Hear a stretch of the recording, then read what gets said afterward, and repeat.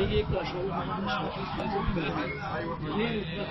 واحد ضيقه وواحد معهوش فلوس يعني بيقول له ادفع 70 جنيه قال له انا معيش فلوس قال له انا معيش بطاقه قام واخد المفتاح من الراجل دوت اهو اخد المفتاح من الراجل دوت وقام فاتح الباب.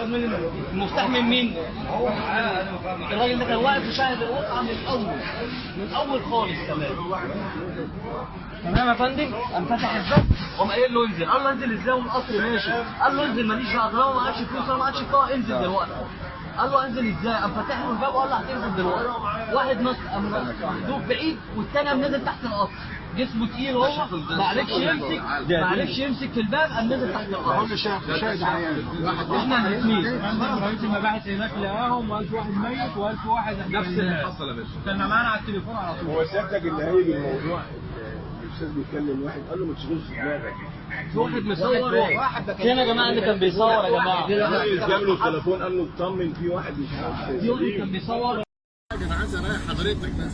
حضرتك عايز مفيش حاجه ولا عايز تعرف الحقيقه؟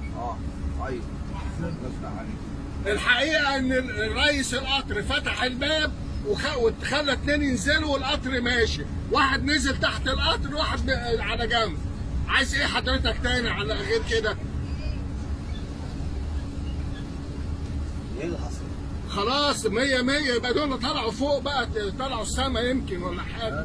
وانت يهمك في ايه؟ طب اتكلمنا عايز ايه مننا طالما مفيش حاجه. بعد اذنك يا حاج. نعم بعد اذنك يا حاج بقى. انت مين؟ بعد اذنك المراقب.